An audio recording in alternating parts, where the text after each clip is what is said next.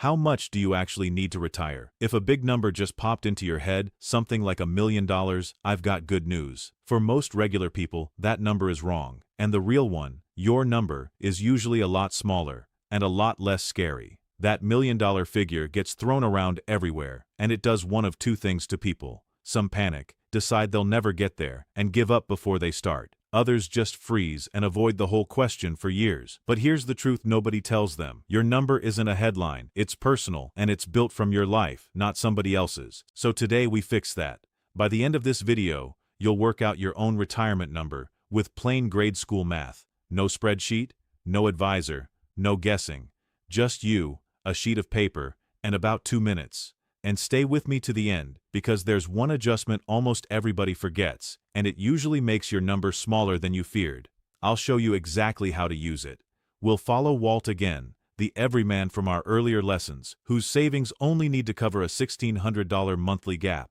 Today we finally size that up properly, so grab a sheet of paper and build your number right alongside him. It works better when you actually write it down. Here's the first mistake, and almost everybody makes it. They start with the mountain. They picture one giant pile of money they're somehow supposed to have all at once. That's backwards. And it's exactly why the whole question feels impossible. Start somewhere much smaller. Start with a single month. Ask yourself one simple question. How much do I need each month to live the life I actually want? Not a fancy life, not a pinched, miserable one. Your real life. For Walt, when he adds up his home, his food, his car, his everyday bills, and a little left over for fun, he lands on about $3,500 a month. That's his honest number, and honest is the key word there. Don't guess high because you're scared. Don't guess low to make yourself feel better. Use what you really spend. So, write down your monthly number now. That's step 1. Because retirement isn't a lottery jackpot. It's just a monthly paycheck you need to replace. Now step 2, and this is the part that lifts a real weight off people. You are not starting from zero. Money is already coming in. Remember Walt's Social Security from part 2? About $1,900 a month.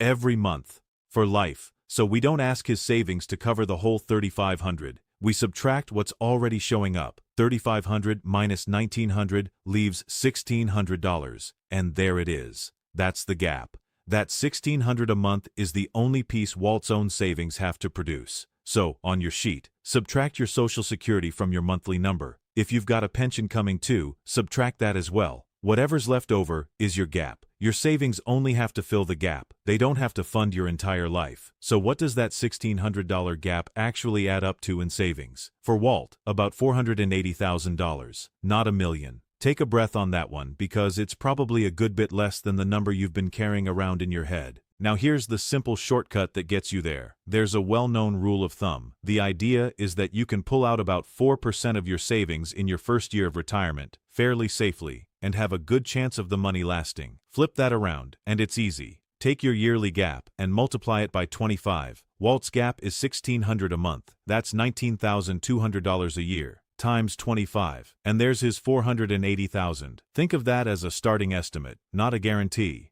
It assumes your money stays invested and working the whole time, growing by owning pieces of real businesses, not by earning interest. And money like that goes up and down, so a run of bad years or taxes can shift the number. That's why holding a cushion of cash and staying a little flexible matters, and we'll sharpen all of that in later lessons. But it puts you in the right ballpark, and the ballpark is the part that changes everything. And here's the adjustment I promised you, the one most people forget. Your number is not carved in stone. It can move. And better yet, you can move it. 2 things quietly pull it down. First, any other income lowers your gap before you ever multiply. A small pension, a bit of part-time work you enjoy, a room you rent out.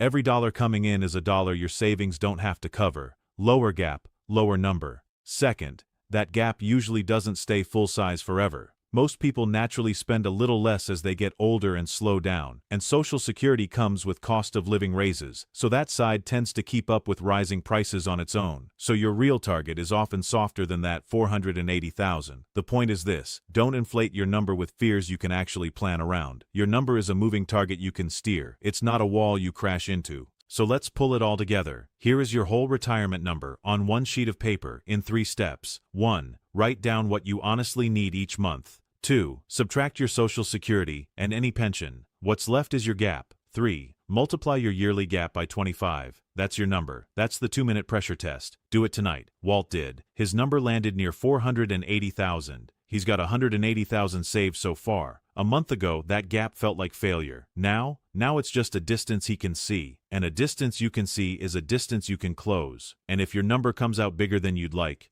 don't panic. That's not a verdict on you. It's just information, and every single lesson from here is about closing that distance. If this series is helping you, follow along because each lesson builds on the last one, in order. Next time, we open up the place you actually keep your money. Because here's something strange. The very same dollar can be taxed completely differently, depending on which account it's sitting in. We'll crack open the 401k, the IRA, and the Roth in plain English, and I'll show you which one to fill first. That's part 4. I'll see you there.